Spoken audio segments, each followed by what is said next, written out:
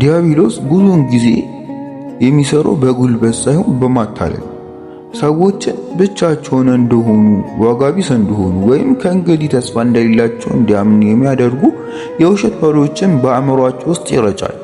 ፍርሃትን፣ ጥርጣሬን፣ ትዕቢትና ተስፋ መቁረጥን በማነሳሳት ሰዎችን ከእምነት፣ ከፍቅር እና ከእውነት ለመለየት ይሞክራል። ሰዎች ተስፋ ሲቆርጡ ፈውስ፣ ይቅርታ ወይም የተሻለ ወደፊት እድል ይኖራል ብለው ማመናቸውን ያቆማሉ። ሆኖም ብዙዎቹ የሃይማኖት ትውፊቶች እንደሚያስተምሩት ተስፋ፣ እምነት፣ ፍቅር ከተስፋ መቁረጥ የበለጠ ኃያላን ናቸው። ሰዎች ወደ እውነትና ወደ መልካም ነገር ሲዞሩ ምንም አይነት ጨለማ ለዘላለም አይኖርም። ስለዚህ ከሰይጣን አታላይ ሐሳቦች የሚመጡልን የወደቁ የአእምሮአችን ሐሳቦች ራሳችንን አሸንፈን አለመቀበል።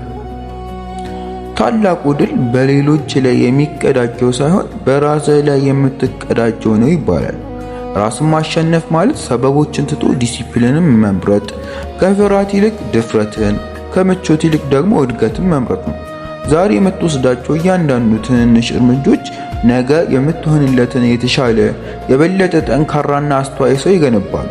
በጉዞህ ላይ ታጋሹ፣ ጽኑ፣ በዓላማህ እመን። የምትሆነውን ሰው ለምታደርገው ጥረት ዋጋ አለው። አእምሮህን አሸንፍ፣ ልምዶችህን አሸንፍ፣ ሕይወትህን አሸንፍ።